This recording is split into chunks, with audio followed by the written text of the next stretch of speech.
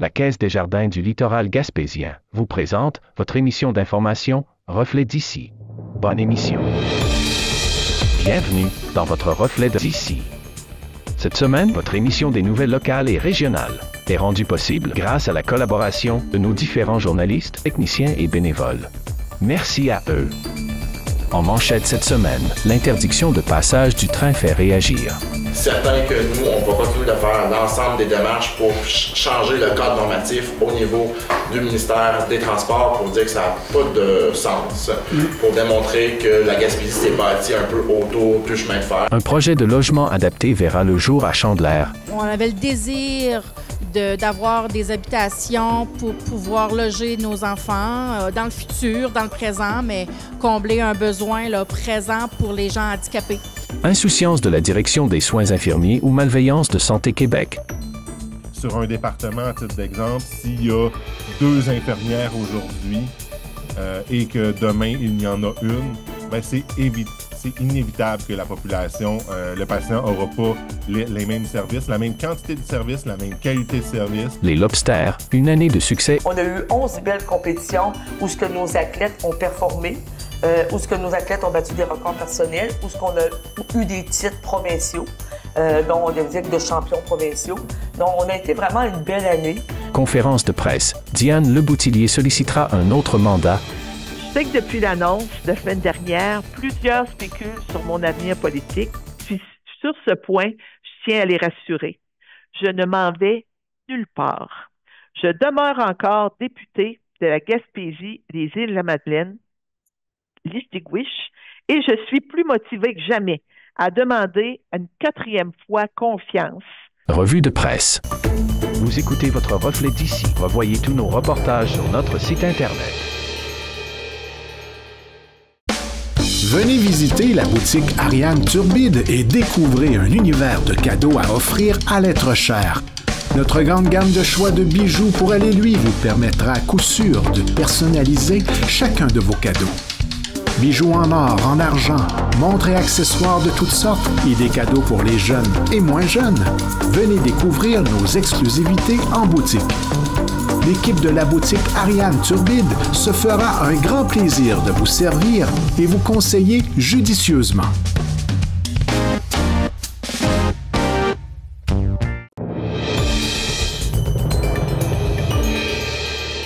Après la sortie du maire de Grande-Rivière, Gino Cyr, sur les ondes de Bleu FM, récemment, selon qui le train ne passera pas dans sa municipalité si Québec n'assouplit pas certaines normes quant aux nouvelles orientations gouvernementales en aménagement du territoire, de même que celle de son collègue de Chandler, Gilles Darèche, en ce sens pour son territoire, c'est désormais au tour de la MRC du Rocher-Percé de commenter ce dossier.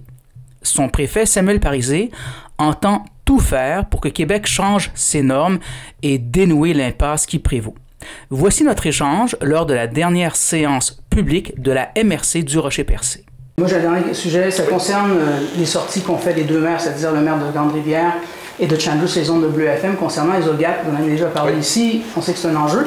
Le train, lui, il va passer dans les centres-villes, et on sait que dans les 2 extrêmes, dans les 2 côtés, il y a 300 mètres, je ne vais pas vous expliquer la règle.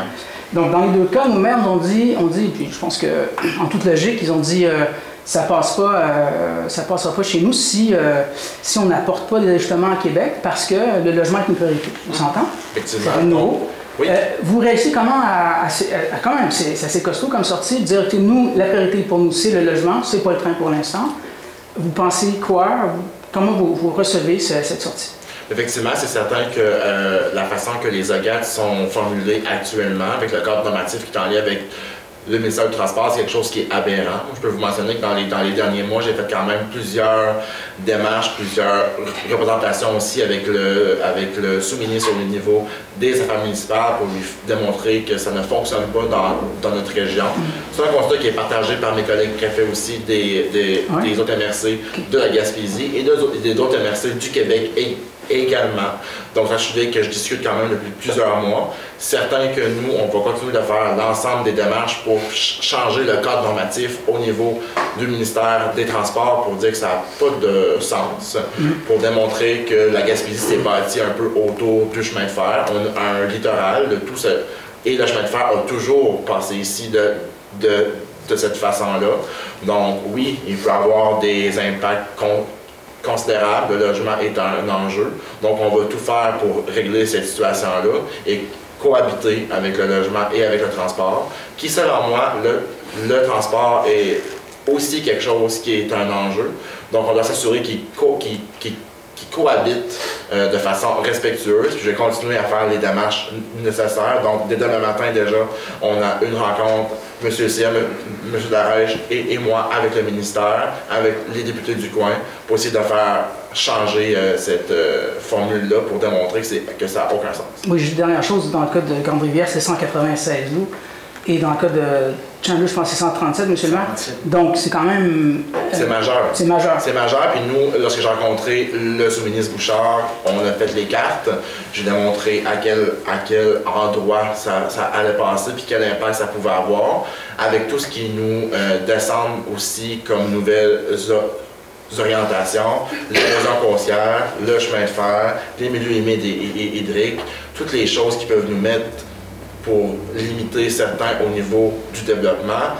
Moi, je lui ai carrément dit, à la blague, il va rester un petit carré pour pouvoir construire un garage. C'est tout ce qu'on va faire pour pouvoir... Puis on sait qu'actuellement, dans le territoire, c'est plus de 496 logements qui manquent.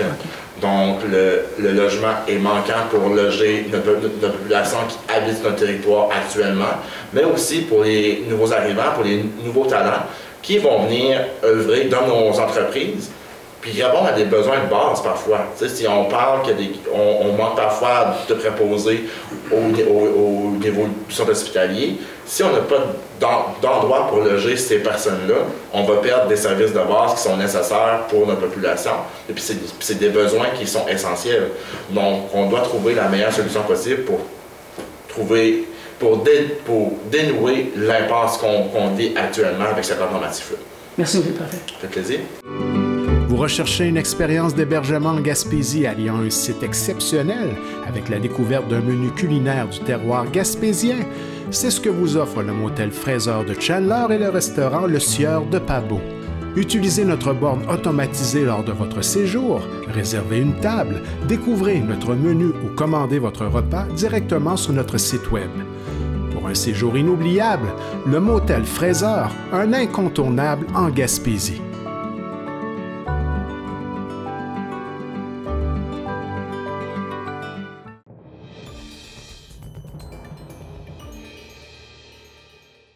Le 18 mars dernier, au Centre d'art de Chandler, était présenté un projet de logement entièrement adapté aux besoins des personnes en situation de handicap physique, intellectuel ou en légère perte d'autonomie, et ce, à coût modique.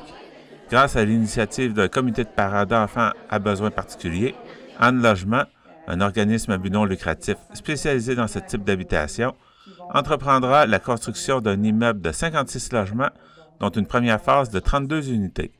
Ce projet répond à un important besoin en logement adapté dans la région, comme le souligne Maryse Mauger, membre du comité de parents, qui insiste sur l'importance de l'engagement du milieu pour sa réalisation. Dans le fond, ce projet-là avait besoin de l'apport du milieu. Il fallait que ça parte du milieu pour pouvoir naître. Alors, on était un comité de parents qui avons des enfants avec des besoins particuliers. Et puis, on avait le désir d'avoir des habitations pour pouvoir loger nos enfants dans le futur, dans le présent, mais combler un besoin là, présent pour les gens handicapés, que ce soit des jeunes, des personnes âgées, handicapés physiques ou bien déficience intellectuelle ou troubles autisme, du spectre de l'autisme. Alors, c'est pour ces personnes à besoins particuliers que nous avons trouvé, en faisant nos recherches, l'organisme en logement, justement, qui a fait la présentation aujourd'hui de qui ils sont. Alors, nous avions besoin, pour partir le projet, d'un terrain. Alors, on a rencontré les différentes municipalités du secteur de la MRC du Rocher-Percé. Je dirais Dany avec moi, un autre parent avec un enfant à besoin particulier. Puis Chandler, bien, on les a convaincus, on les a séduits. Et puis, s'en est découlé, bon, le don du terrain. Et puis voilà, aujourd'hui, on annonce qu'en logement va débuter bientôt là, la construction pour la première phase de 32 habitations adaptées pour les personnes avec des besoins particuliers. Anciennement, c'était M. Champagne qui était le PDG de En Logement. Alors, il a pris sa retraite et il a délégué toutes ses responsabilités à Mme Annick Trudel, que vous avez vue ici aujourd'hui. Puis, c'est avec lui qu'on a vraiment déployé nos forces pour aller rencontrer le milieu, pour aller mobiliser tous les acteurs qu'on va avoir besoin d'eux dans le futur pour répondre aux besoins des gens qui vont habiter les logements. Fait que oui, c'est grâce... On a trouvé un logement, mais eux aussi nous ont donné la force d'aller mobiliser les gens. Puis là, aujourd'hui, on fait l'annonce qu'on a encore besoin du milieu avec la campagne de financement qui est officiellement lancée aujourd'hui.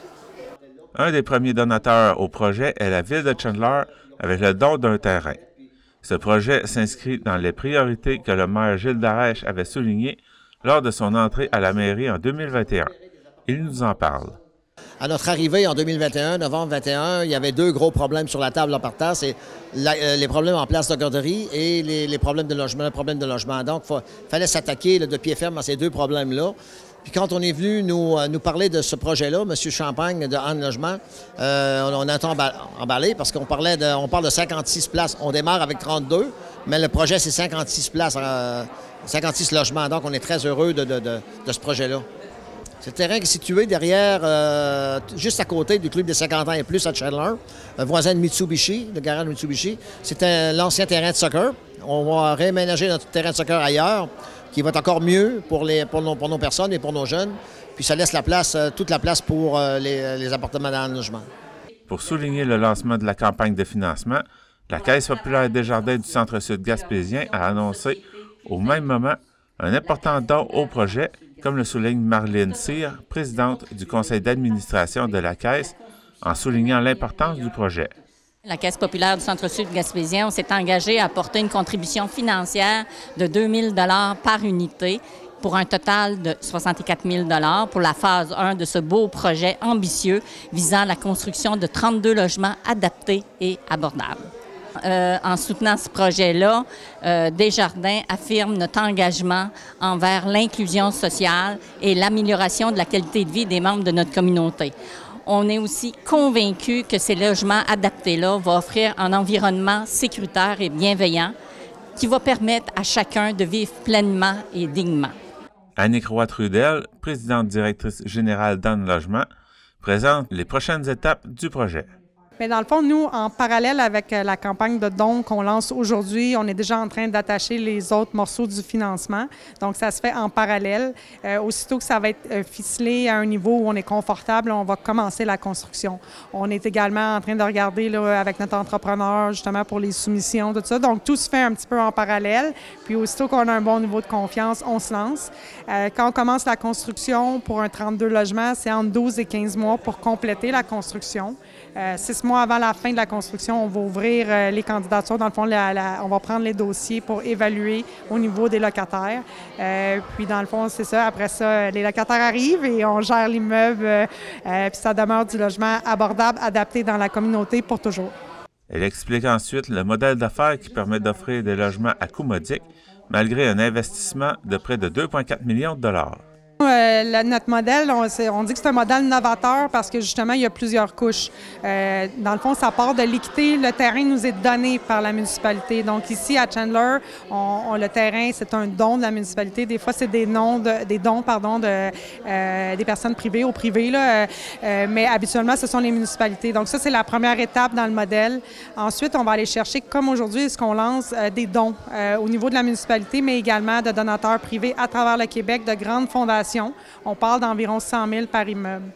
Donc aujourd'hui, on lance là, pour Chandler la campagne de dons pour la phase 1, donc 400 000 $. On a eu des très belles annonces aujourd'hui. La Caisse, un donateur privé, donc on avance déjà, on s'approche déjà de notre premier 100 000. Donc ça va bien, mais on va aller plus loin. Nous, également, en 2025, on est tout près là, de lancer une campagne de dons à travers le Québec. On va vouloir aller chercher 1,5 million. Ça l'inclut Chandler, mais ça l'inclut également d'autres projets à travers le Québec. On a des objectifs ambitieux, puis c'est ça, ça prend tout plein de partenaires. Donc, j'ai parlé le terrain, les donateurs. Ensuite, on a des partenaires fidèles comme le Fonds de solidarité de la FTQ qui nous a offert sur plusieurs projets là, du capital patient. On a les différents paliers de gouvernement, la SHQ, la SCHL qui ont appuyé plusieurs de nos projets. On a également de très bonnes relations avec le temps avec Desjardins qui ont appuyé plusieurs de nos projets avec lesquels on a des marges de construction. Donc, c'est tout un montage financier avec tous ces partenaires-là qui fait qu'à terme, on est capable d'avoir une hypothèque qui représente environ 25 de la valeur des immeubles. Puis ça nous permet d'avoir du logement abordable pour toujours, donc de façon pérenne. Donc, c'est un petit peu ça le secret du modèle. C'est beaucoup de gens qui contribuent. C'est complexe à attacher, mais on y arrive depuis plus de 23 ans. Elle précise également ce que l'on entend par logement abordable. On suit les niveaux au niveau du gouvernement du Québec pour, dans le fond, au niveau du programme de supplément au loyer. Donc, c'est les loyers qui sont établis là, selon le niveau d'abordabilité pour le Québec. Ça va varier là, selon la municipalité, puis ça varie aussi d'année en année, mais nous, on suit ce niveau-là. Puis également, on a peut-être un petit peu moins parlé, mais nos locataires sont également éligibles, tous nos logements, au programme de supplément au loyer. Donc, si le locataire se qualifie, peut également bénéficier de ce programme-là. Puis il va payer seulement à la hauteur de 25 de ses revenus. Puis la balance est payée par le gouvernement du Québec et la ville de Chandler à 10 Annick Roy-Trudel détaille aussi comment les particuliers et les entreprises peuvent contribuer par des dons. Ils ont juste à communiquer avec nous. Dans le fond, toutes nos coordonnées, le plus simple, c'est sur notre site web, annelogement.org. Ils peuvent communiquer avec moi directement ou avec Cindy Delozo, qui est basée à Chandler, qui est la responsable au niveau coordinatrice, au niveau de la philanthropie. Puis, il y a plusieurs façons de donner. Ça peut être des paiements immédiats, ça peut être de différentes façons. Là. Elle peut tout vous expliquer ça. Ce qui est important aussi de comprendre, c'est que nous, on est un organisme de charité, donc on peut émettre des reçus de dons. Donc, des fois, au niveau fiscal, il y a un avantage de ce côté-là. Donc, important de le comprendre. Selon le niveau d'imposition, ça donne droit, là, justement, là, à un avantage fiscal. Selon le maire Gilles Darèche, les 32 premières unités devraient être disponibles en 2026. Déjà que dans les prochains mois, le travail va commencer. Si ce n'est pas en mars, ça va être en début avril. Puis, il y a un an pour livrer les appartements finis. Ils parlent d'un an, eux, les gens seraient prêts à déménager. Donc. C'était Jean-Denis Laperrière à Chandler. Vous écoutez votre reflet d'ici. Revoyez tous nos reportages sur notre site Internet. La clinique d'optométrie Lémérion est fière de vous présenter cette programmation. Le soin de votre vue passe sous les yeux de la clinique d'optométrie Lémérion. Avec un vaste choix de montures, pour le style, le confort, les marques. Clinique d'optométrie Lémérion. 689-5553.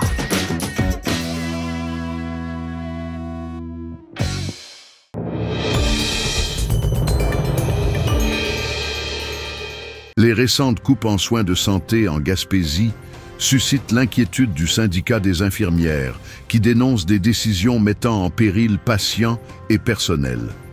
Faut-il craindre une détérioration irréversible du système? Nous en discutons avec Pierre-Luc Bugeaud, président du syndicat des infirmières, infirmières auxiliaires et inhalothérapeutes de l'Est et du Québec, qui nous dresse un état de la situation. Donc, c'est ça, en faisant un peu la lecture de votre communiqué de presse qui a été envoyé, je crois, il y a à peu près une semaine, justement, qui faisait l'état des situations, justement, des surcharges du temps de travail et des possibles dangers autant pour le personnel que pour les patients. Est-ce que, je sais que le CIS de la Gaspésie vous a répondu il n'y a pas longtemps, est-ce qu'eux, ils sont conscients des risques encourus, justement, par cette situation-là? Bien, on va prendre les choses du départ. Là. Premièrement, j'ai vu qu'ils avaient publiquement nié certaines choses, notamment des abolitions de postes. La situation actuelle, c'est que le CIS de la Gaspésie fait plein de réorganisations. Il y a plusieurs abolitions de postes d'ailleurs aussi. Qu'est-ce qui était dans le communiqué de presse n'est seulement qu'une pointe d'iceberg, qui était un exemple par RLS parce qu'on ne peut pas faire un communiqué de presse avec 50 exemples. Et c'est vraiment fâcheux que le 6 nie le fait là, qu'il fait de la réorganisation, qu'il fait de l'abolition de poste aussi, parce que c'est tout dans l'intérêt de la population d'en être informé. D'ailleurs, les gens de la population sont des contribuables, paient des taxes, ils se paient ce service-là de santé. Donc, ils doivent être informés.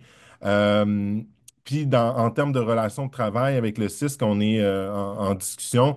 C'est la même chose, là. Ils viennent se justifier ou nier la situation, mais on est capable de faire une équation de 1 + 1 est égal à 2 et nos membres s'en rendent compte sur le terrain.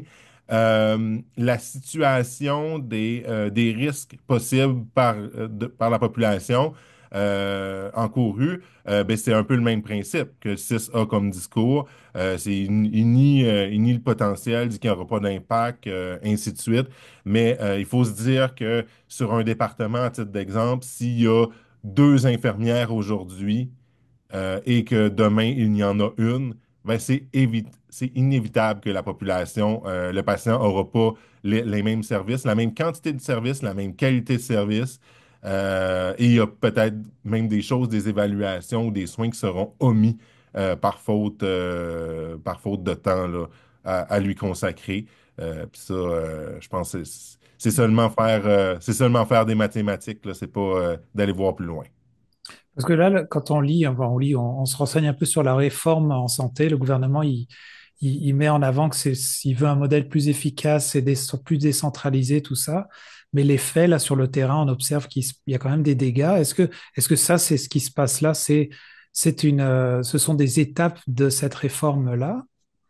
Ben, bien sûr, parce qu'il n'y a pas si longtemps, il n'y avait pas d'objectif là, déficit nécessairement zéro. Il n'y avait pas d'obligation du 6 de la Gaspésie de venir couper 40 millions, et ce avant le 31 mars. Donc, les équipes de travail qui avaient été établies depuis, et les services qui avaient été établis depuis 2, voire 4 ans, étaient maintenus. Là, il y a une obligation. Santé Québec met de la pression énormément sur le 6 de la Gaspésie de venir couper 40 millions. On ne peut pas couper 40 millions sans impact. D'ailleurs, le PDG avait dit il y a quelques mois déjà que si vous voulez récupérer 40 millions, il faudrait qu'il ferme minimalement un hôpital pendant plus d'1 mois, donc sur le territoire. Donc, ils n'ont pas pris cette voie-là, bien sûr, et on ne leur aurait pas souhaité de fermer un hôpital pendant 1 mois. Mais là, qu'est-ce qui se passe? C'est plein de mesures insidieuses à gauche et à droite, euh, cachées, que la population n'est pas informée et même que le CIS nie par voie de communiqué. C'est à entendre, c'est comme on voit que cette situation, comme tu disais tout à l'heure, c'est bon, c'est des mathématiques, ça a l'air d'être très simple. Alors, est-ce que c'est de la maladresse ou est-ce qu'il y a une volonté derrière de vouloir prendre un chemin sans forcément vouloir le dire? C'est comme curieux, comme démarche de dégrader comme ça quelque chose qui a déjà été en mauvaise santé. Comment est-ce que toi, tu vois cette situation? C'est vers quoi veut s'en aller le gouvernement? Dans quelle direction? Il y en a qui parlent qu'ils veulent privatiser, veulent démontrer que le public, ça marche pas. Il y a beaucoup de théories autour de ça, mais c'est quoi votre position là-dessus? Ben c'est sûr qu'il y a beaucoup, beaucoup de lobbies privés qui tournent autour du gouvernement actuel sur le sujet de la santé.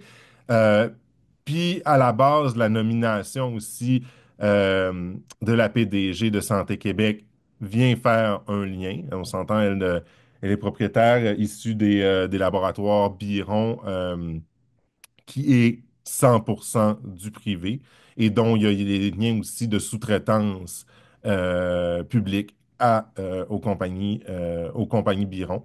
Donc, c'est très, très questionnable tout ce qui se passe actuellement. Mais oui, on le sait d'ailleurs parce que dans la loi sur la santé et les services sociaux, qui était en vigueur depuis, à ma mémoire, depuis 1976, avec quelques modifications depuis, mais sans plus, faisait une priorité aux services publics. En tout temps, les services publics devaient être priorisés tant dans le financement que dans l'octroi de services, ainsi de suite. Le gouvernement, avec sa réforme, avec Santé Québec, réforme de la loi de la LSST, est venu mettre à égalité le privé et le public. Donc, n'importe quel établissement Santé Québec peut donner des contrats à des hôpitaux privés, à des cliniques privées, référer du monde au privé et ça payé par les contribuables. Et d'ailleurs, il y a la preuve qui a été faite par l'Institut de recherche IRIS qu'une chirurgie, à titre d'exemple, au privé coûte beaucoup plus cher qu'au public pour de multitudes de soins parce que, ben, bien sûr, les entreprises privées sont là pour faire du profit et non la mission du public qui est là pour donner des soins. Donc, c'est sûr qu'il y a des enjeux actuels là, par rapport au privé, par rapport à des soifs du lobbying là, sur la question.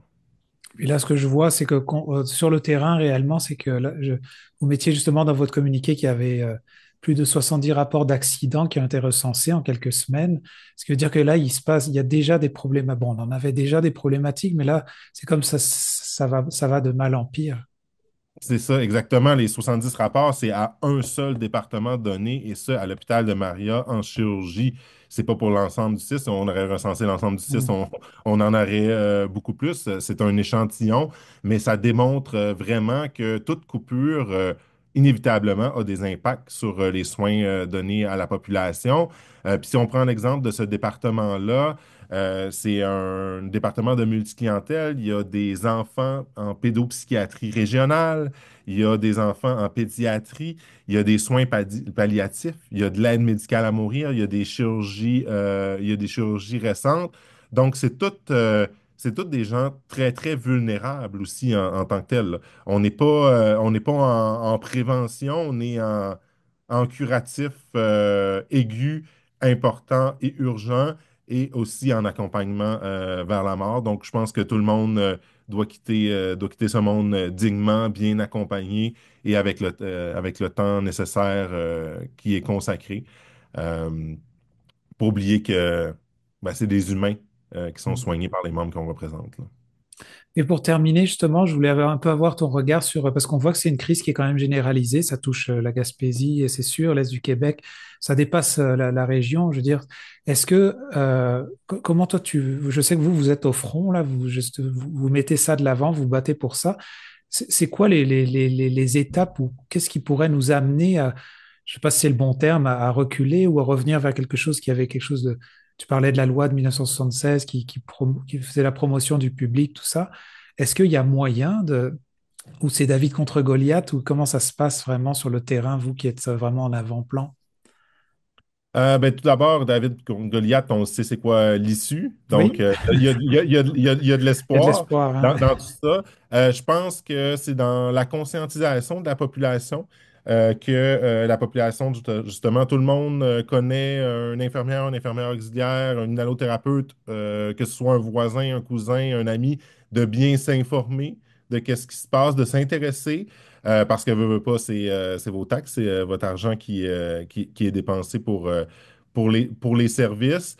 Et là-dessus, de continuer de notre côté à dénoncer et d'en prouver les impacts. Et d'ailleurs, j'invite toute la population qui aurait des soins réduits par rapport à son expérience antérieure ou autre, de faire des plaintes au protecteur du citoyen ou au commissaire aux plaintes, ou s'il ne reçoit pas des bons soins pour X raisons, parce que souvent, qu'est-ce qui est sous-jacent par rapport à ça, c'est le manque de temps, le manque de ressources sur le terrain et non l'individu qui donne les soins directement.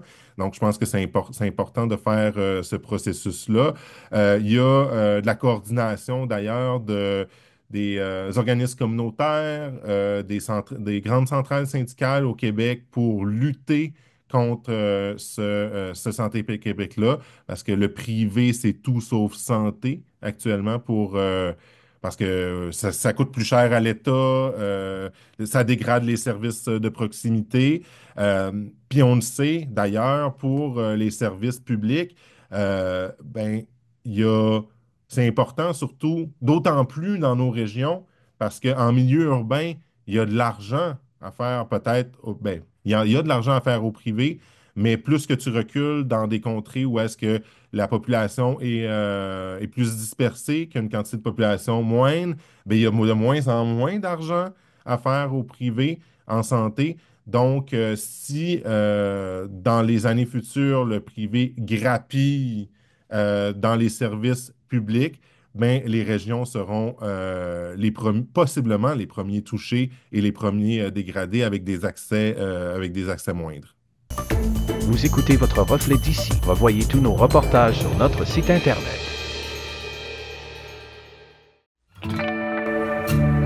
Les jardins fleuris de Cap d'Espoir et Pabot, l'endroit idéal pour découvrir l'univers des fleurs et du potager.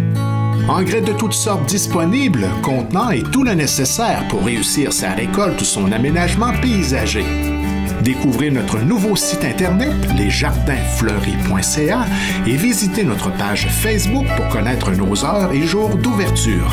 La qualité, la variété, les conseils judicieux, c'est au 1416 route 132 Cap d'Espoir et au 14 route Hamilton-Pabot que vous trouverez satisfaction.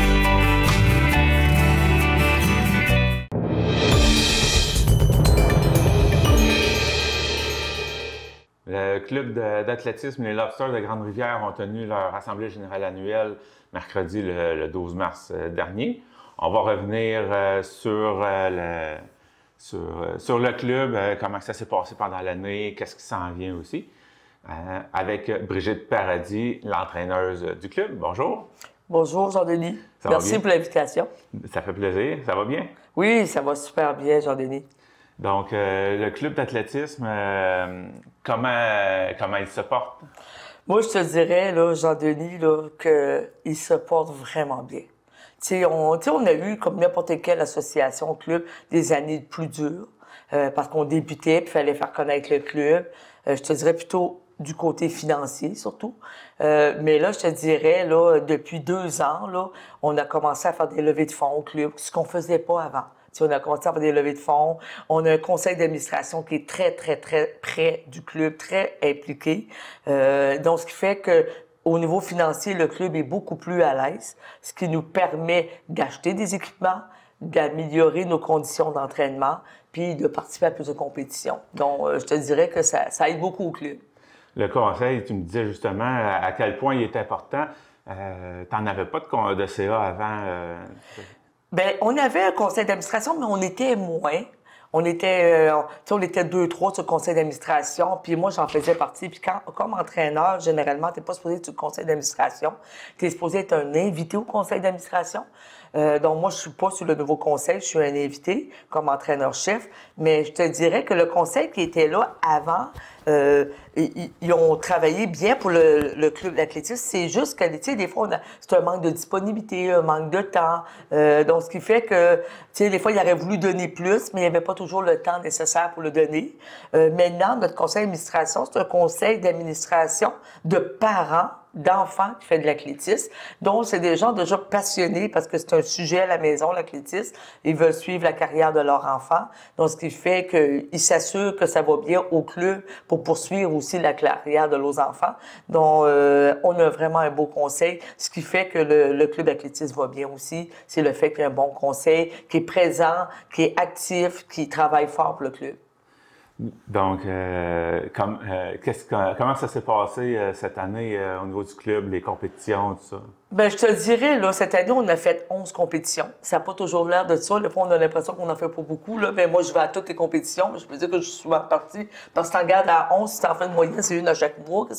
Donc, je suis partie de la maison en compétition. On a eu 11 belles compétitions où ce que nos athlètes ont performé, où ce que nos athlètes ont battu des records personnels, où ce qu'on a eu des titres provinciaux, dont des titres de champions provinciaux. Donc, on a été vraiment une belle année. On a aussi tenu en fin d'année notre 2e gala annuel des Lobsters où ce qu'on récompense nos jeunes. On a eu des belles levées de fonds où ce qu'on a ramassé des sous. On a amélioré aussi nos conditions d'entraînement parce qu'on a eu la chance d'accueillir un nouvel entraîneur qui est Benjamin Dugas, qui est un ancien athlète en lancer. qui est un athlète de niveau canadien, qui s'est établi par ici, en Gaspésie, qu'on a pu l'avoir au club. Il a commencé cet automne. Donc, moi, ça m'a permis de dégager une partie de l'entraînement, remettre à Benjamin les athlètes en lancer et moi, prendre les athlètes en course, saut. Donc, c'est une belle acquisition pour le club. C'est un jeune quand même, il a 29 ans. Donc, nous, ce qu'on veut, c'est qu'il soit avec nous longtemps pour qu'un jour, Brigitte puisse quitter, la tête tranquille et partir à la retraite et que Benjamin prend la relève au niveau de l'entraîneur-chef. Mais on est chanceux, ça va bien, puis ça s'annonce bien pour 2025 aussi, là. C'est sûr, ça va bien. 2 entraîneurs, là, le club, ça grandit. Oui, ça grandit. Puis, tu sais, c'est important, les ressources d'entraîneurs, parce que, tu sais, avant, j'étais seule, puis pour expliquer un petit peu au monde ce que c'est l'athlétisme, c'est 14 disciplines. Donc, un entraîneur ne peut pas être spécialiste dans 14 disciplines. Il ne peut pas connaître toutes les disciplines d'athlétisme. Il ne peut pas avoir des certifications des 14 disciplines. Donc, souvent, on a des connaissances de base parce qu'on est un ancien athlète, mais on a aussi des formations dans différentes disciplines, mais on ne peut pas se former dans tout. Donc, ce qui est plaisant avec l'arrivée de Benjamin, c'est que lui, il va aller suivre ses formations cette année d'entraîneur parce que au niveau de la fédération, même si tu as été un athlète canadien, tu as eu des bons résultats, pour eux autres, c'est pas reconnu. Ce qui est reconnu, c'est de la formation d'entraîneur. Donc, Benjamin va aller en formation cette année comme entraîneur en lancer pour avoir sa formation, pour emmener un plus au club. En ce moment, ce qu'il partage, c'est ses connaissances d'athlète, qui est déjà beaucoup. Et, tu sais, le fait qu'il est arrivé, bien, moi, je suis spécialisée en demi-fond. C'est ma spécialisation. J'ai mon niveau d'entraîneur national en demi-fond. C'est pour ça qu'au club, on a beaucoup d'athlètes qui performent en demi-fond, parce que c'est mon domaine. Puis moi, j'ai ma certification aussi d'entraîneur club en saut et en sprint et haie. Mais au niveau des lancers, j'avais rien que la base, qui est le niveau 1, qui n'est pas beaucoup. Donc, moi, je suis très, très contente de l'acquisition de Benjamin. Puis, on a aussi une nouvelle entraîneur au niveau des 3-4 ans qui vient de commencer, Jessica Godin, qui vient de commencer, qui, pour nous aussi, c'est une nouvelle ressource. Donc, puis là, en ce moment, on a affiché aussi un poste d'un nouvel entraîneur pour les 3-4 et les 5-8, parce qu'on aimerait beaucoup me dégager des petits pour que je puisse donner mon expertise aux athlètes provinciales et nationales, pour développer le club. Puis on veut aller un petit peu plus loin aussi dans le développement. Tu as parlé de 14 disciplines. Est-ce qu'on a les 14 ici au club de... Malheureusement, non. Okay. On peut pas encore. On a des disciplines. C'est sûr que, exemple, on voit pas mal la majorité des disciplines, mais ce que je te dirais, ce qu'on n'a pas, c'est le Stimple. Le Stimple, c'est le saut par-dessus la haie où il y a le bassin d'eau, là. Okay. Il y a un bassin d'eau, on saute sur une haie, ça, on n'a pas le Stimple encore. Nous n'avons pas aussi le saut à la pêche. Le saut à la pêche, on vient juste d'avoir un équipement pour le saut en hauteur. On n'est pas équipé pour le saut à la pêche. C'est un équipement très dispendieux, tu sais. On n'a pas en ce moment aussi encore le lancer du marteau. Donc, on n'a pas encore cette discipline-là. On fait le poids, le 10 et le javelot au niveau des lancers, mais on n'a jamais eu de lancer de développement au niveau... Ça ne veut pas dire... Là, on a un entraîneur en lancer. Peut-être que c'est une discipline qui arrivera au club s'il y a une demande des jeunes.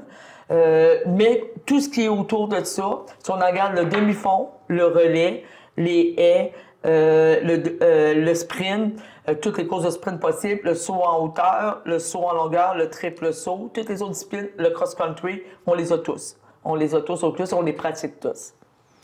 Très bien. On va passer un petit peu pour la prochaine année, les objectifs du club pour l'année à venir, ce serait... Bien, je te dirais qu'on a beaucoup de belles objectifs pour 2025. L'année 2025 a commencé en plus en force avec nous parce que, tu sais, au dernier championnat provincial, on a eu des bons résultats. Mais au niveau du développement du club, comme j'ai dit tantôt, aller chercher une autre source d'entraîneurs, ça c'est important pour nous. On veut aussi améliorer nos infrastructures. Tu sais, on a eu la chance d'avoir une belle piste d'athlétisme avec 4 corridors de 375 mètres, mais on n'a pas ce qui est autour de ça. Ça veut dire qu'on n'a pas d'aire de saut en longueur et de triple saut, et on n'a pas d'aire de lancer. Là, ça veut dire ça, que nos jeunes, on se gêne pas, là, ils sautent dans un trou d'eau, quasiment, là. On a fait un endroit avec du sable, puis ils sautent là. Puis au niveau des lancers, bien, ils lancent dans le champ ou le gazon. T'sais, on n'a pas une vraie aire de saut, puis ni une vraie aire de lancer. Donc, cette année, on travaille des subventions. On veut, au printemps 2025, à partir du mois de mai, mais que la neige parte, puis qu'on puisse, avec les sols, débuter la construction d'un aire de saut et d'un aire de lancer. Parce que ça améliorerait la qualité de l'entraînement dans ces disciplines-là, puis ça aiderait à développer encore plus le club dans l'ensemble de toutes les disciplines de l'athlétisme. Parce que c'est sûr qu'en ce moment, en n'ayant pas toutes les infrastructures, bon, on est beaucoup plus vers les courses. C'est sûr qu'on se spécialise plus vers les courses parce qu'on a une belle piste, mais là, on pourrait aller autour. Dernièrement, on a fait l'acquisition on a eu une subvention de l'unité régionale de 2000 $, donc on a fait l'acquisition d'équipements de saut en hauteur, qui est ma discipline de compétition. Donc, ce qui fait que moi, j'étais très content de la partager aux enfants. Déjà là, on voit une belle passion au niveau du saut en hauteur. Donc, on va pas développer des athlètes en saut en hauteur, mais c'est tout nouveau au club, là. Le saut en hauteur, on vient juste de commencer, ça fait un mois, là. Si on regarde un peu avec est fait le terrain, là, il y a la piste d'athlétisme, avec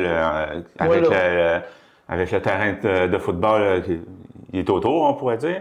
Il y a une partie qui est plus haute. Où est-ce que vous pensez que vous pourriez installer ça, ces aires de saut-là? Ça serait-tu...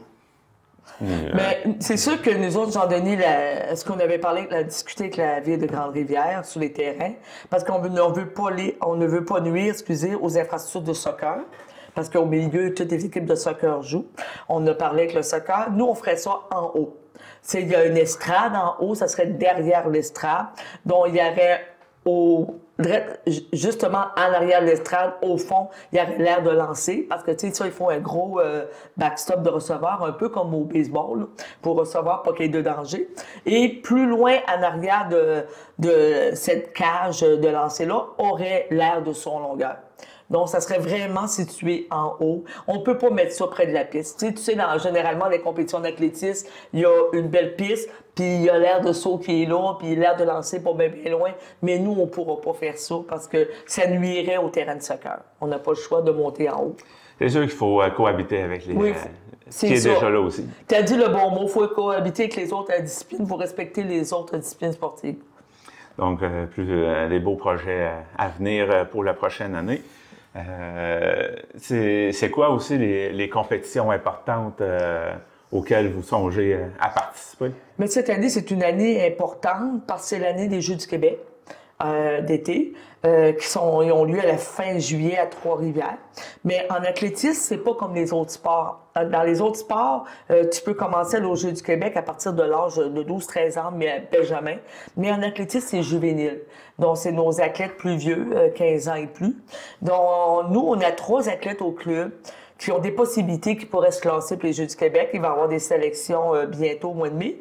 Donc, on a Thomas Deschênes, qui est un athlète cadet 2e année, mais qui a le droit de se classer, mais il devra compétitionner juvénile. OK? Puis, on a 2 athlètes juvéniles, Thomas Puget et Alexis Ferland, qui vont... Donc, ça veut dire qu'au club, on aurait 3 athlètes qui vont essayer de faire la sélection pour aller aux Jeux du Québec. Puis, si ces 3 athlètes-là se sélectionnent, ça serait la première fois dans les Lobsters qu'on aurait des athlètes aux Jeux du Québec. Donc, pour nous, c'est important. On a aussi les championnats scolaires d'athlétisme en salle qui s'en vient le 12 avril à Montréal.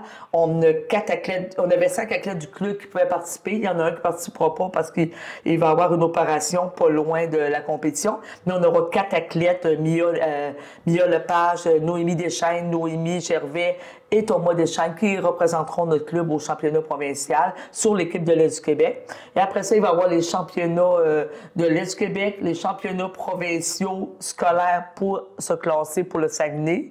Et il va y avoir cet été les championnats minimes Benjamin, les championnats provinciaux. Aussi, cette année, on veut essayer avec les mêmes personnes que je t'ai nommées tantôt, les 2 Thomas et notre ami Alexis, sélectionner nos premiers athlètes à la Légion canadienne qui va avoir lieu au mois d'août prochain à Calgary. La Légion canadienne? Oui, c'est les Jeux de la Légion canadienne qui ont lieu à chaque année. À Calgary? C'est à Calgary cette année. Ça fait 2e année. C'était là l'an passé. Et on a 3 athlètes qui vont faire la sélection qui va être le 5 juillet à Rimouski pour l'Est du Québec. Puis on va souhaiter qu'ils vont se sélectionner sur l'équipe là, et qu'ils vont pouvoir vivre une belle expérience. Ça va être une première aussi au club si nous avons des athlètes qui vont en Légion canadienne. Donc on va l'espérer grandement. Puis cette année, on a une nouveauté au club aussi. Ça va être la première fois qu'on va faire au club. On va avoir des camps d'entraînement de demi-journée, des camps spécialisés en discipline durant les vacances scolaires de cet été. Donc ça veut dire 3 heures de camp en demi-fond, en saut, en lancer. Donc ça, c'est une nouveauté cette année au club. Donc, pour peut-être intéresser des nouveaux jeunes à l'athlétisme? Bien, ça, c'est un des buts aussi, peut-être des nouveaux jeunes, et aussi aider ceux qui sont déjà là à avoir des camps spécialisés dans leur discipline. Parce que, tu sais, Jean-Denis, quand tu es à l'athlétisme, puis que tu as 1 heure de cours, puis que t'en as qui sautent, t'en as qui lancent, t'en as qui avancent. Là, c'est pas pire, là, j'ai Benjamin avec moi, mais avant, je faisais tout ça. Tu peux pas donner entièrement de temps à une seule personne. Tu dois à l'ensemble du groupe. Donc, si t'es 20, t'as 20 jeunes à t'occuper, puis là-dedans, il y en a qui sautent, puis il y en a qui lancent, puis il y en a qui courent. Donc, ce qui fait que là, les camps spécialisés, ça te permet de passer 3 heures avec tes athlètes en saut en hauteur, exemple, puis de donner un cours spécialisé en saut en hauteur pendant 3 heures. Donc, c'est très rentable pour le jeune. Beaucoup plus qu'un cours, tu sais. Puis ça, moi, ça fait longtemps qu'on voulait le faire, puis là, on le fait cette année.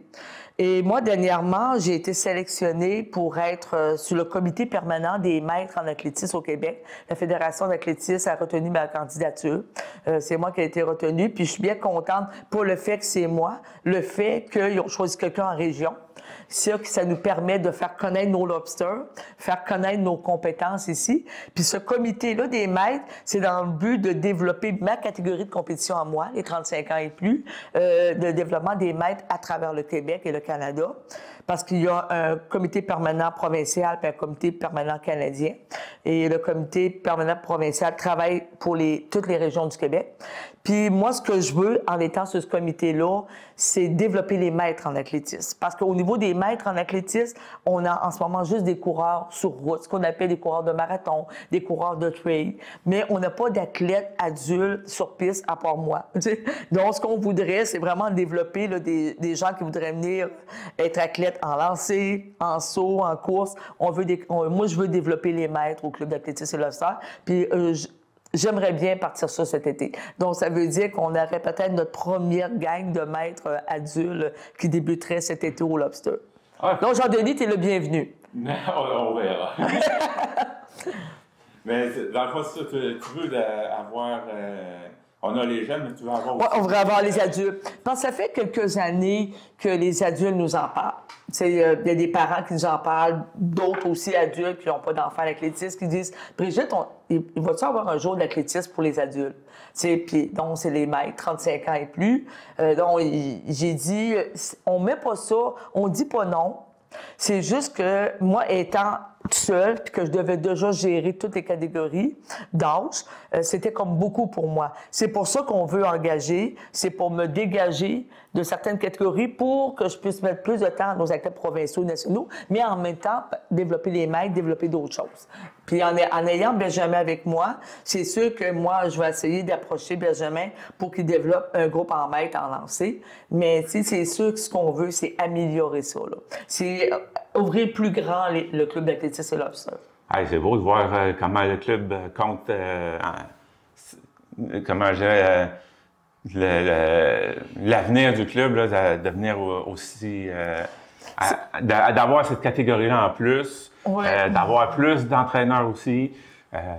Oui, mais tu sais, moi, ce que je trouve le plaisant dans le club d'athlétisme, c'est que, tu sais, ça fait 6 ans cette année qu'on est un OSBL. Moi, j'ai été 3 ans et demi privé. Après ça, on est devenu une OSBL. Puis, dans le fond, ça fait quasiment 10 ans, le club, là, maintenant. Puis, tu sais, d'année en année, il a gradué. Puis, il s'est amélioré. Puis, il a grossi. Puis là, le club, c'est pour ça que je dis qu'il va bien, mais il y a beaucoup de travail derrière ça, là, pour qu'il s'est rendu là. Puis, aujourd'hui, on est fiers du club d'athlétisme. Puis, tu sais, dernièrement, j'ai trouvé ça tellement gentil à notre réunion municipale. Un conseiller conseiller à la ville de Grande-Rivière est venu, puis il a dit, tu sais, moi, j'ai mentionné vos performances lors de la réunion municipale du mois de mars. Et j'ai dit, le club d'athlétisme et l'Obsab, c'est des ambassadeurs pour Grande-Rivière. parce qu'ils font connaître Grande-Rivière par tout ce qui passe au Québec, par nos performances.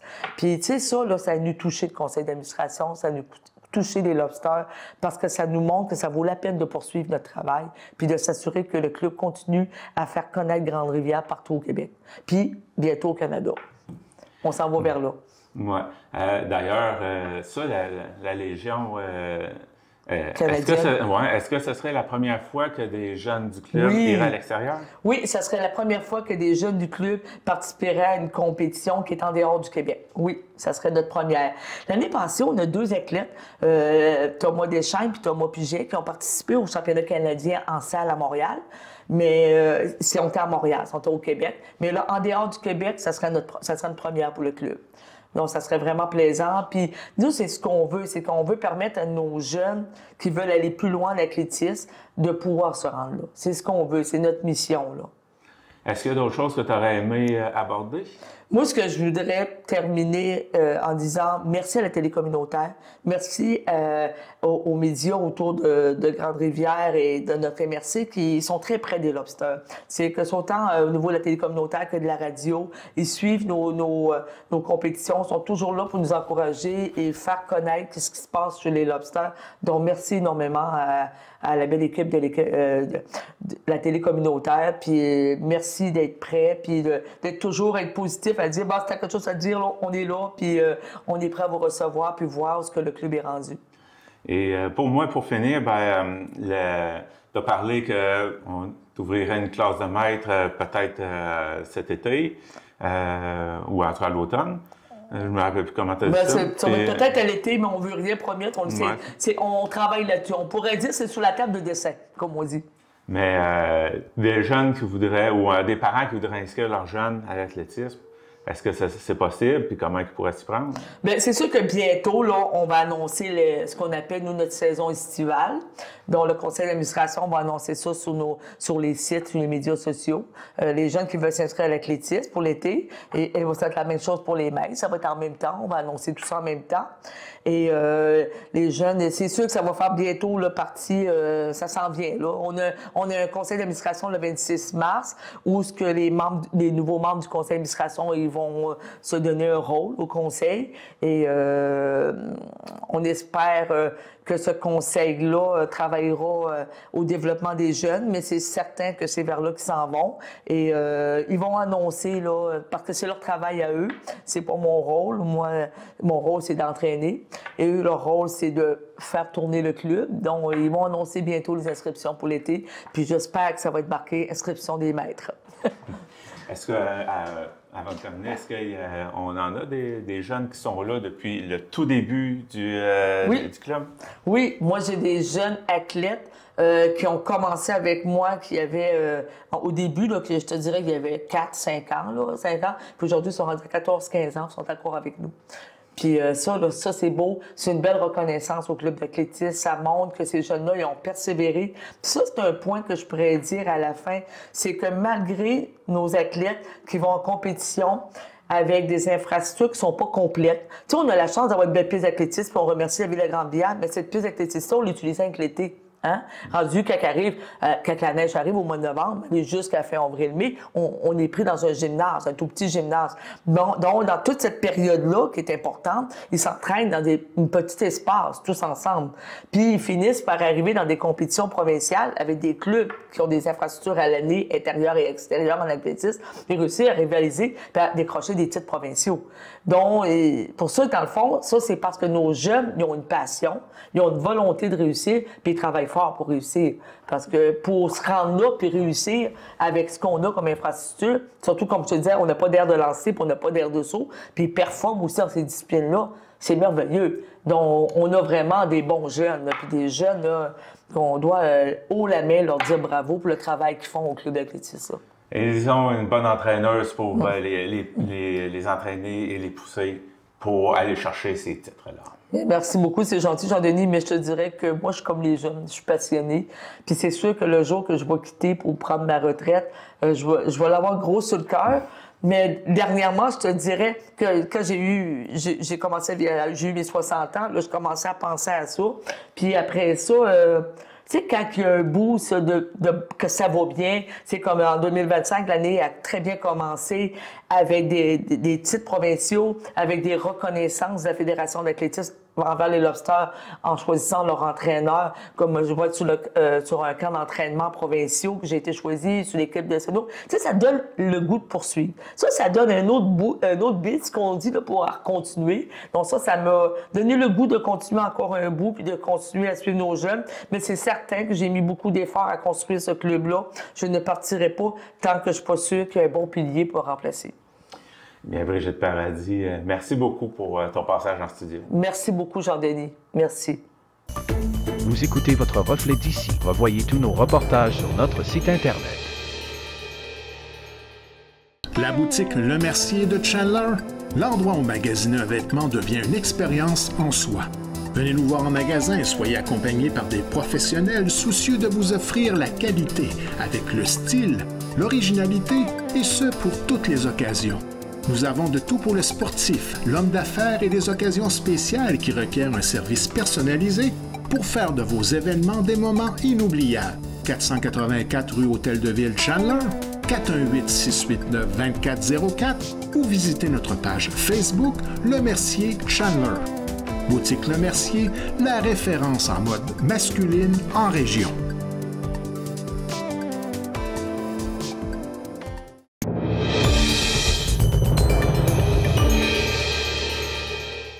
Même si elle a perdu son poste de ministre des Pêches, des Océans et de la Garde côtière canadienne, Diane Le Boutillier n'entend pas pour autant se retirer de la politique. Elle a annoncé qu'elle se représenterait pour un 4e mandat aux prochaines élections, en plus de répondre aux questions des journalistes lors d'une conférence de presse virtuelle tenue le 17 mars. Bon lundi à tous et à toutes. Puis j'espère que vous avez passé une bonne fin de semaine. Écoutez, je sais que vous avez reçu ma déclaration écrite jeudi dernier, mais je trouvais important de me rendre disponible aujourd'hui pour faire le point, puis bien sûr pour pouvoir répondre à vos questions suite à la sermentation du premier ministre Carney vendredi dernier. Tout d'abord, je veux commencer par féliciter mes collègues qui font maintenant partie du nouveau Conseil des ministres transitoire. Et je mets l'accent sur le mot transitoire parce que bien qu'on ne sait pas encore quand seront déclenchées les prochaines élections, une chose est sûre, il va y avoir un nouveau cabinet du Conseil des ministres après cette élection. J'ai d'ailleurs une pensée toute particulière pour la nouvelle ministre des Pêches et des Océans et de la Garde côtière canadienne, Joanne Thompson, avec qui j'entretiens des bonnes relations. J'étais d'ailleurs avec elle en tournée à Terre-Neuve au début du mois de janvier. Puis, je lui souhaite beaucoup de succès dans ses nouvelles fonctions. Puis, je peux vous dire que pour moi, ça va être un atout de taille autour de la table dans la région.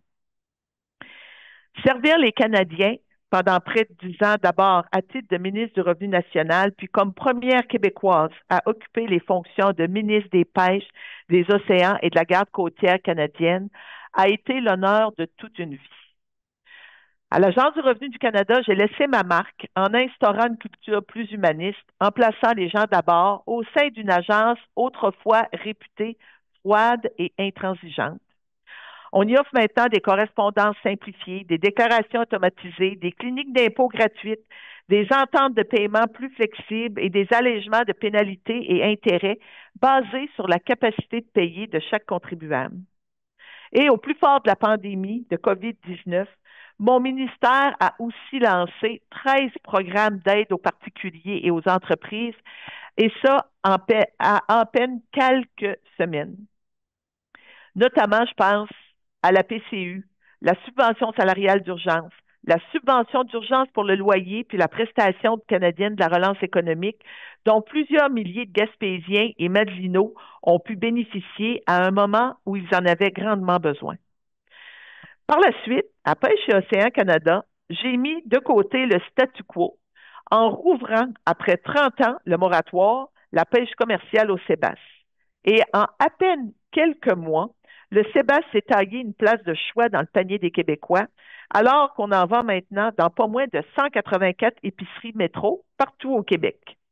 J'ai également annoncé l'ouverture de 5 autres pêches, dont la morue au large de Terre-Neuve, l'oursin, le concombre de mer, le macro à des fins d'appât, la tenue d'un projet pilote pour le bar rayé et plus récemment l'octroi de dizaines de permis exploratoires de homard du côté nord de la Gaspésie et à Anticosti afin de donner un coup de main aux crevettiers, aux turbotiers et aux pêcheurs de limon à queue jaune. Et ça, c'est sans oublier 92 millions de dollars qui serviront à remettre à neuf 18 ports pour petits bateaux en Gaspésie et aux îles de la Madeleine. Bref, ce fut toute une aventure et je peux vous dire que j'y ai donné tout mon cœur. Aujourd'hui, je rentre à la maison pour me consacrer à temps plein au rôle que j'aime le plus, celui de représenter les Gaspésiens et les Madelinots à Ottawa. D'ailleurs, c'est ces raisons-là qui ont fait que je me suis présentée en 2015, en 2019, puis en 2021. Mais au moment où la circonscription s'agrandit, suite au redécoupage, je vous dirais même que ça arrive à point nommé. Je sais que depuis l'annonce de la semaine dernière, plusieurs spéculent sur mon avenir politique, puis sur ce point, je tiens à les rassurer. Je ne m'en vais nulle part. Je demeure encore députée de la Gaspésie, des îles de la Madeleine, l'Istigouche, et je suis plus motivée que jamais à demander une quatrième fois confiance, la confiance des Gaspésiens et des Madelinots aux prochaines élections fédérales. Face à la guerre tarifaire de Trump qui menace notre économie et nos emplois, je demeure déterminée à me battre pour notre monde, puis à continuer de livrer des résultats concrets pour notre belle région.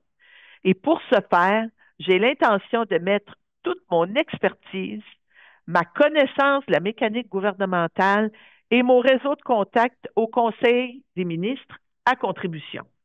Parce qu'une députée libérale au gouvernement sera toujours 100 fois plus efficace qu'un député bloquiste qui est condamné à l'opposition. Merci à tous et je suis maintenant prête à répondre à vos questions. Merci, Madame Le Boutillier. Donc, comme je répète, si vous pouviez y aller par main levée, on va pouvoir prendre les questions. Oui, allez-y, Radio Gaspésie. Donc, s'il vous plaît, vous nommez, puis posez votre question. Oui, c'est Richard. Bonjour, Richard. Oui, on a parlé de l'enjeu justement pour la prochaine campagne électorale en Gaspésie, le secteur des pêches. Donc, on en parle beaucoup là par rapport justement à ces tarifs et tarifs douaniers. Alors, qu'entendez-vous amener sur le terrain ou amener comme idée ou amener comme solution durant la campagne? Ben écoutez, déjà, là, je peux vous dire que la semaine passée, j'ai eu des rencontres avec les gens de l'AQIP, avec des gens aussi là, de différentes associations. D'ailleurs, il était au Boston Seafood Show en fin de semaine dernière à Boston.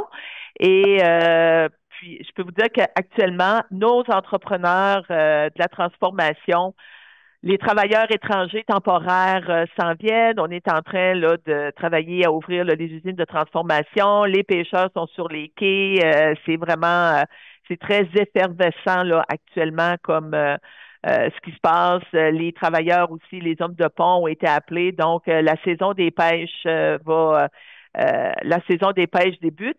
Puis, je peux vous dire aussi qu'au niveau de notre gouvernement, ce qu'on a fait, c'est qu'on a donné, il y a 1 million qui a été donné au niveau des ORPEX au Québec pour vraiment travailler au niveau de la diversification. Donc, le travail est fait, est commencé. Puis, comme je le disais, moi, là, je quitte le ministère des Pêches avec le sentiment là, du devoir accompli. On a mis en place ce qui devait se passer. Et pour vous dire aussi que j'ai depuis jeudi, moi là, je parlais pendant la rencontre des réseaux de contact, mais je reste en contact là avec mes collègues ministres, Dominique Leblanc, Mélanie, Stephen Guilbeault à qui j'ai parlé hier, la ministre Freeland, Chrystia Freeland qui est au transport à qui j'ai parlé jeudi en après-midi. Ça fait que toutes les choses là, le travail se poursuit là. Merci beaucoup. Est-ce que vous aviez une question, Richard? Comment voyez-vous la campagne, donc, avec cet enjeu-là par rapport aux tarifs douaniers avec les États-Unis? On voit en ce moment en tout cas, il y a des sondages ce matin qui donnent encore beaucoup plus d'espoir au Parti libéral avec Mark Carney là, comme chef. Bon, ben, ce que je peux vous dire, c'est que certainement là, que vous allez me voir avec le plan que j'ai là pour la Gaspésie. Les élections ne sont pas déclenchées encore, Gaspésie, les îles. Les élections ne sont pas déclenchées encore, donc vous allez certainement entendre parler de moi là, très, très, très bientôt. Mais comme je disais hier, j'avais des rencontres aussi avec Dominique Leblanc, qui reste la personne qui est responsable avec puis le lien de confiance avec M. Carney au niveau du travail qui va se faire avec les États-Unis. Puis je suis contente là, de vous dire que tu sais, je suis en contact avec François-Philippe, Champagne, Mélanie, Dominique. Puis on a vu François-Philippe, on a eu des rencontres il n'y a pas tellement longtemps. On était du côté j'ai été à Matane, mais dans une tempête de neige épouvantable, là, tout était bloqué, puis on a pu parler avec les gens du milieu. Ça fait que je pense qu'on est bien ancré dans le milieu, puis on est bien ancré pour faire un travail, puis pour rassurer les gens, puis pour faire en sorte, comme on l'a mentionné, ça sera pas facile là, ce qui s'en vient avec les États-Unis, mais on voit M. Carney est en Europe actuellement. Nos travailleurs aussi au niveau de l'équipe qui depuis 2 ans travaillent justement, se sont regroupés à l'équipe pour travailler à ouvrir des nouveaux marchés à l'international. Donc, le travail se poursuit, puis moi, je reste là très branchée, là, comme c'est mon habitude, là, auprès des gens du milieu. Merci beaucoup. On va passer à Philippe, si vous voulez vous nommer votre média. Oui, est-ce que vous m'entendez? Oui. Parfait. Donc, Philippe Peson-Elmar, CFIM aux Îles-de-la-Madeleine. Bonjour, Madame Leboutillier. Peut-être dans un premier temps, est-ce qu'il y a des raisons qui ont été données sur le fait justement de ne pas vous choisir pour poursuivre votre travail au sein du ministère de Pêche et Océan et Garde côtière Canada? Écoutez, c'est comme je l'ai mentionné là dans le discours, le nouveau comté là, il prend place avec Matane, avec Avignon. Donc, c'était important pour moi là, au niveau de la campagne là, de mettre là, tout mon focus là, sur ce qui va se passer là, dans le nouveau comté. Donc, c'est la priorité pour moi. Puis je l'ai dit, c'était ma priorité en 2015, en 2019, en 2021, puis c'est encore ma priorité pour 2025. Ça fait que moi, ce que je veux, c'est que les gens me fassent confiance, me fassent connaître aussi dans le secteur de Matane pour pouvoir gagner la prochaine élection, puis être au gouvernement qui va être en place, puis qui va prendre des décisions pour le milieu. Puis, vous savez, c'est la prérogative aussi du premier ministre là, de nommer son nouveau conseil des ministres, puis de nommer sa nouvelle équipe. Mais moi, je me concentre sur ce que j'ai à faire chez nous actuellement, puis c'est la campagne électorale. Peut-être une deuxième question, si vous me permettez. Qu'est-ce que vous pensez de la décision de M. Carney d'abolir les sièges de ministres pour la pour la ministre des Femmes, Égalité des genres et jeunesse et pour les langues officielles? Ben, écoutez, moi, ce que je peux vous dire, c'est il y a la prérogative du premier ministre, mais je peux vous dire qu'on fait en sorte pour avoir parlé avec, je vous disais, j'ai parlé hier avec Stephen Guilbeault, puis les langues officielles sont importantes au niveau du premier ministre. On parle de l'anglais et du français. Puis, comme il l'a mentionné, ça fait partie de l'identité canadienne.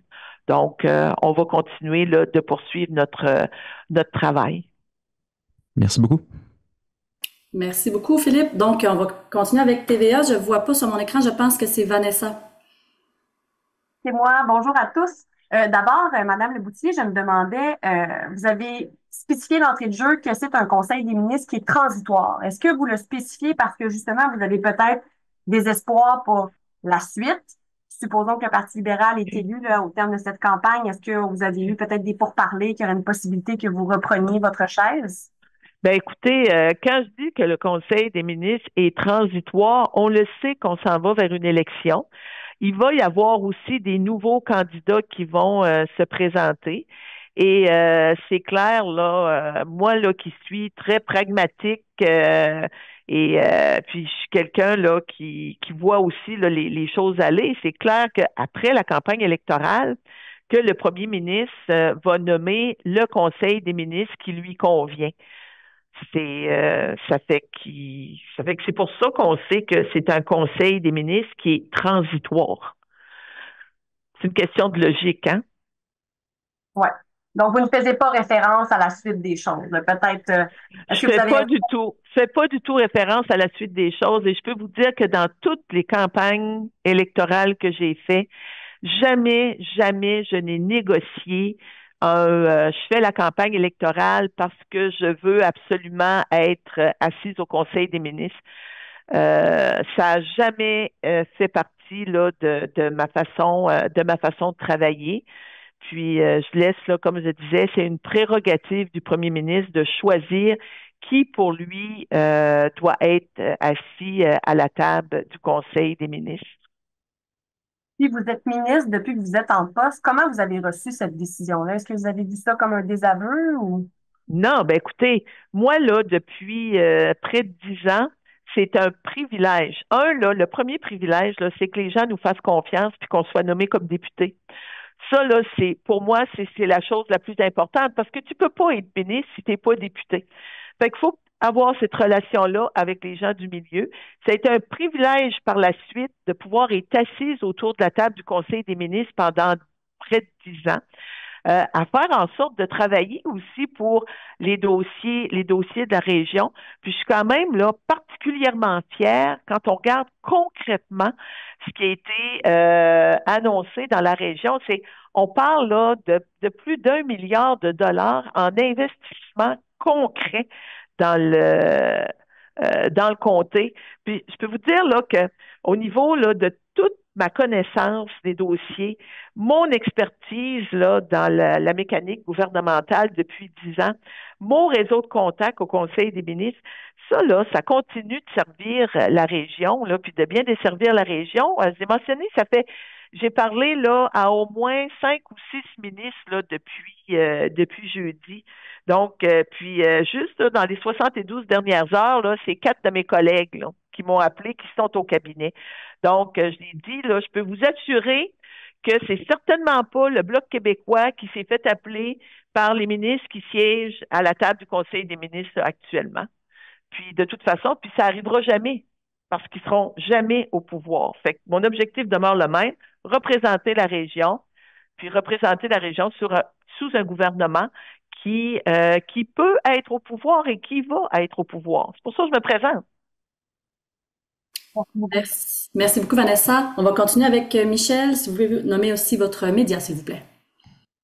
Bonjour, Madame Leboutier. Michel Sabat, la presse canadienne à Ottawa. Madame Leboutier, vous nous avez convoqué pour faire le point sur votre avenir politique. Vous savez, c'est une formule qui est habituellement consacrée pour dire qu'on tire sa révérence. Alors, c'est-tu rendu une joke de dire qu'on fait le point sur son avenir politique pour attirer les journalistes et ensuite dire qu'on reste?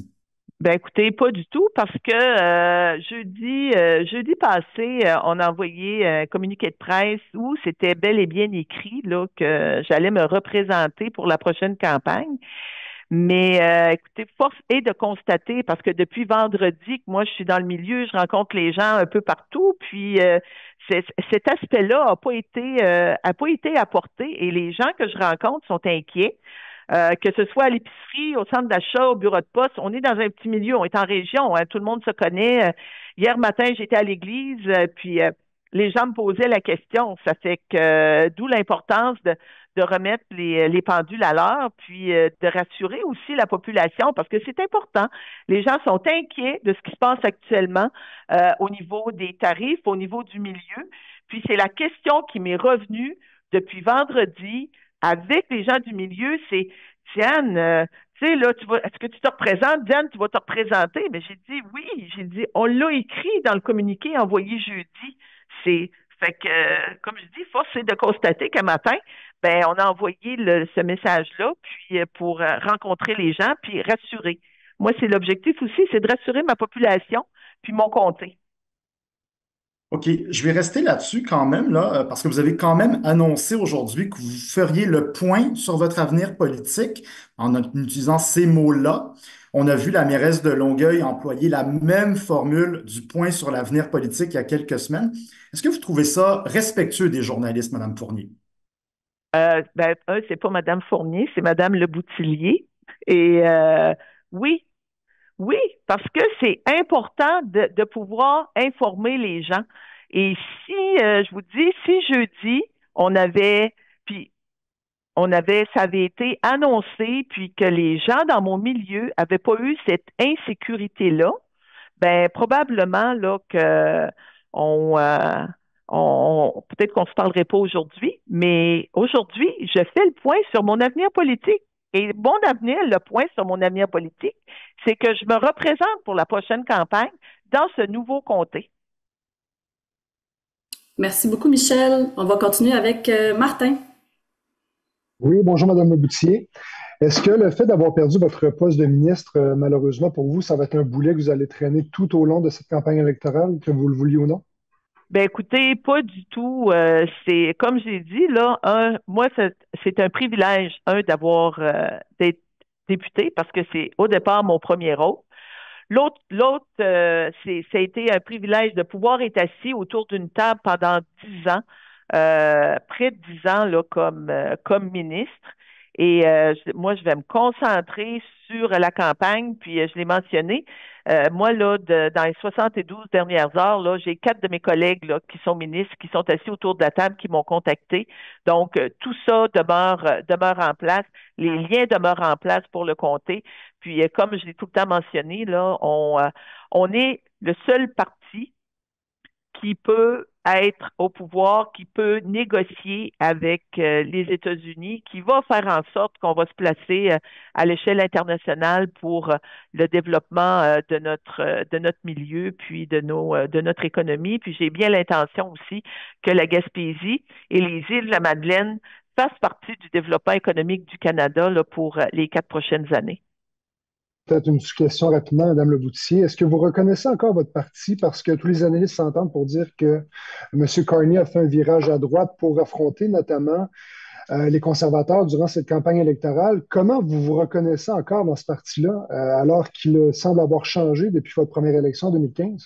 Ben écoutez, oui, je reconnais mon parti parce qu'on a mis des programmes en place, on a des filets de sécurité qui sont en place pour être en support à la population.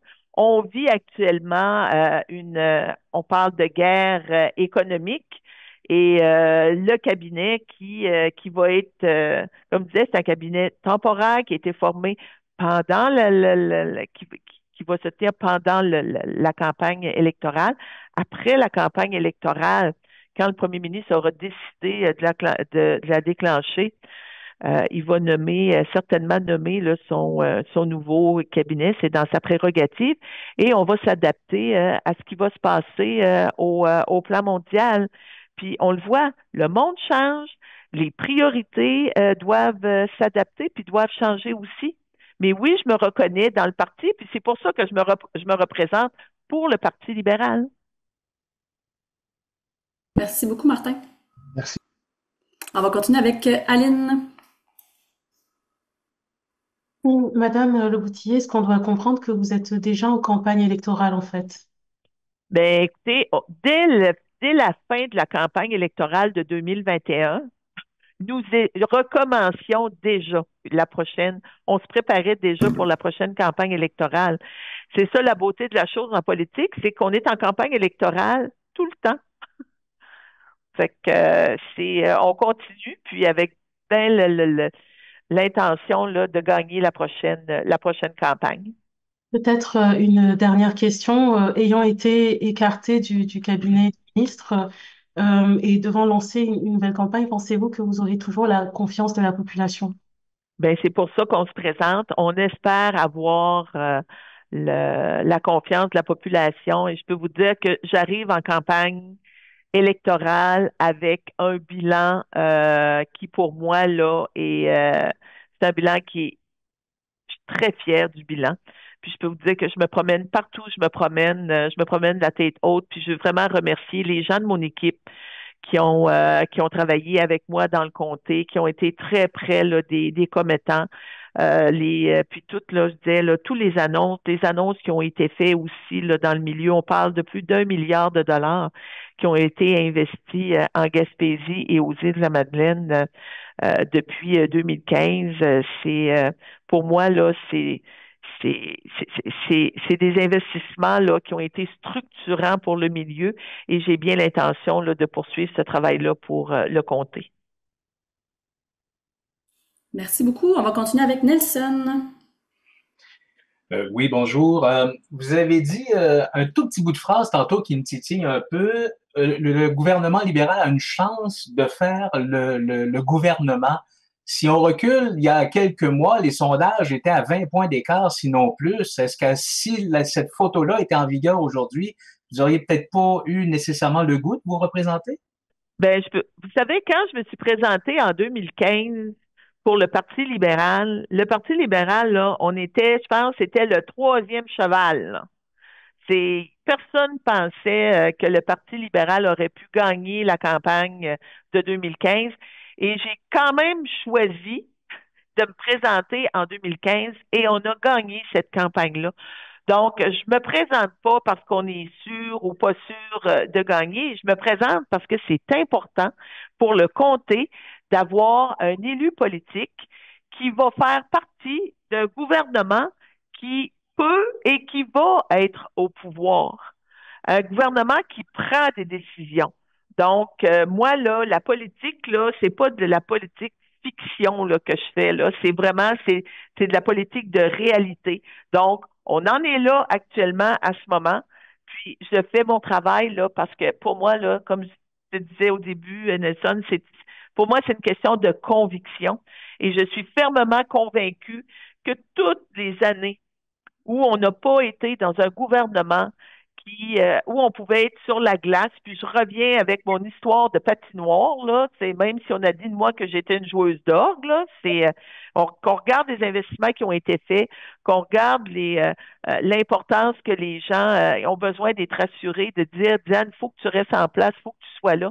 Donc, j'y vais par conviction, puis j'y vais aussi parce que le milieu me supporte. Merci. Merci, Nelson. Avant de passer à M. Proulx, j'ai une question de Mario Cyr qui peut malheureusement pas, problème technique, je crois, poser sa question avec nous. Donc, Mario Cyr de SUFM nous demande, vous avez plusieurs fois mentionné votre désir de vous représenter. Vous avez fait un lancement officiel à Matane. Les gens ont quand même beaucoup spéculé sur votre avenir. Pourquoi, selon vous?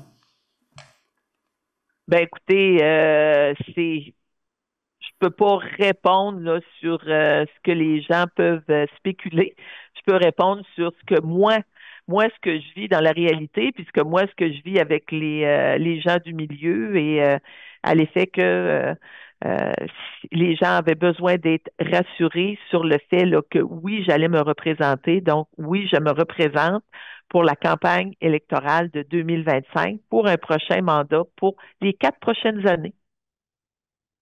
Merci, Mme Leboutillier. Et dernière question, M. Proulx, s'il vous plaît, et nommez votre média. Boris Proulx, Le Devoir, merci de prendre ma question. Mme Leboutillier, est-ce que c'est acceptable qu'un gouvernement fédéral n'ait aucun ministre au cabinet qui vient de la région de Québec ou de l'Est du Québec? Écoutez, je l'ai dit, c'est un ministère qui actuellement c'est provisoire, un cabinet qui est provisoire. Et j'ai eu des contacts hier avec Stephen Guilbeault. On s'est parlé, donc mes contacts avec mes collègues là demeurent. Mes contacts sont là. J'ai eu des contacts avec Dominique Leblanc. J'ai eu, le ministre Champagne, Mélanie. Ça fait que la représentation, je peux vous dire qu'elle est là. C'est parce que oui, on continue de se parler. Puis je peux vous dire que, ministre ou pas, là, on est des voix fortes pour représenter le Québec à l'Est du Québec, autant avec Jean-Yves, Joël et moi. Merci. En suivi, vous avez dit, bon, c'est un cabinet provisoire, un cabinet temporaire et tout. Et c'est la logique qui vous fait dire ça. C'est la partie que je comprends un peu moins. Pouvez-vous nous expliquer votre raisonnement? Qu'est-ce qui vous fait dire que le premier ministre Carney ne va pas nommer l'exact même conseil qu'on voit maintenant après les élections? Écoutez, on rentre en campagne électorale. Il y a des nouveaux candidats aussi qui se présentent pendant cette campagne-là. Donc, c'est sûr qu'au niveau du parti, puis il y a peut-être des collègues puis des gens qui vont peut-être perdre leur élection dans leur comté. Tout ça est possible là, pendant la prochaine campagne électorale. Donc, c'est clair que la logique veut que M. Carney, le premier ministre, après la campagne électorale, va former son cabinet. Fait que moi, je peux pas prédire l'avenir, mais je peux vous dire qu'il va former c'est clair qu'il va former un nouveau cabinet. Merci beaucoup, Mme Leboutillier. Donc, si c'est tout, je vous souhaiterais une bonne semaine. Merci beaucoup pour votre présence. Vous écoutez votre reflet d'ici. Revoyez tous nos reportages sur notre site Internet. La Caisse Desjardins du littoral gaspésien, point de service de Grande-Rivière, Cap-d'Espoir, Sainte-Thérèse et Percé, les spécialistes en services financiers. Pour des conseils d'experts, venez rencontrer nos spécialistes en finances personnelles ou d'entreprise. La Caisse Desjardins du littoral gaspésien est là pour vous et pour sa communauté.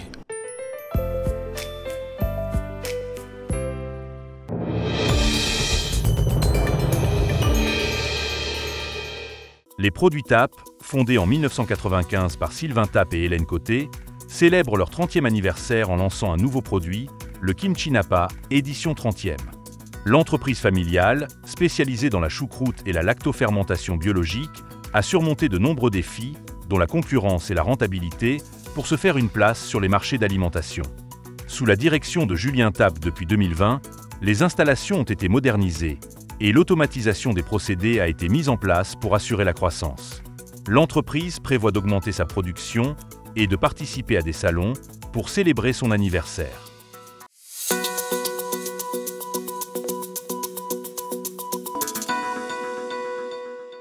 Diane Leboutillier, députée de la Gaspésie et des Îles, a été écartée du Conseil des ministres de Marc Carnet, bien que ce dernier soit transitoire. Elle a exprimé que cette décision lui permettra de se consacrer pleinement à son rôle de députée. Par communiqué, elle a également confirmé son intention de se présenter aux prochaines élections, mettant en avant l'importance de défendre les intérêts de la région, notamment face à la guerre tarifaire avec les États-Unis.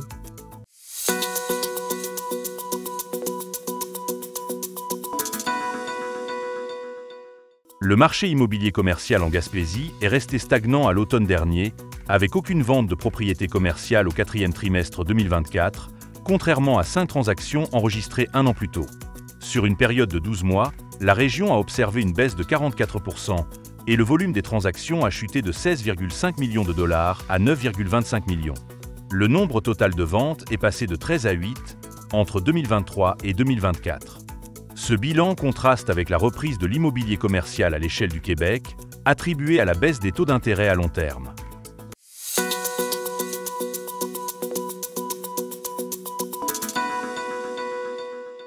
La Régie intermunicipale de traitement des matières résiduelles de la Gaspésie, en partenariat avec le groupe de recommandations et d'actions pour un meilleur environnement, lance un programme de subvention pour l'achat de produits écologiques.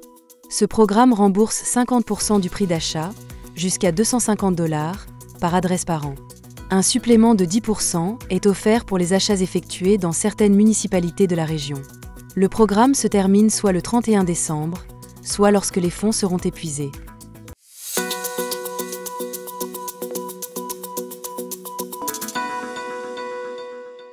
La Corporation Musique du Bout du Monde a annoncé l'embauche de Novi Marin-Gagné en tant que directeur général. Actuellement DG de la radio universitaire de l'UQAM, il prévoit de s'établir à Gaspé en mai. Très bien accueilli par l'équipe en place, il se dit motivé par l'importance des médias numériques pour l'organisation.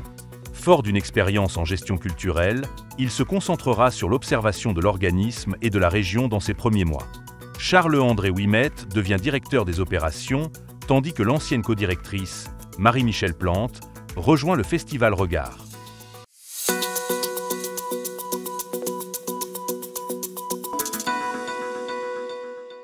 Escale Gaspésie a clôturé avec succès la première saison des croisières hivernales, un projet innovant qui a positionné Gaspé comme une destination phare pour les expéditions en hiver. Cette saison a surpassé les attentes, avec 527 passagers et 758 membres d'équipage, générant environ 140 000 $ de retombées économiques directes, soit bien au-dessus de la moyenne habituelle. Les croisiéristes ont profité de 842 excursions hivernales, et les escales ont duré en moyenne 35 heures, permettant de multiplier les expériences immersives. Ce prolongement des séjours à quai a renforcé l'attrait de Gaspé et renforcé l'économie locale. Vous écoutez votre reflet d'ici. Revoyez tous nos reportages sur notre site Internet. Toute l'équipe de Michel et Terry Whittom vous attend à votre pharmacie Jean Coutu de Grande-Rivière. Pour des conseils professionnels, des produits de qualité, venez nous voir, ce sera un plaisir de vous servir. Des cosmétiques aux soins de beauté en passant par les soins de santé, c'est chez votre Jean Coutu de Grande-Rivière que vous trouverez satisfaction.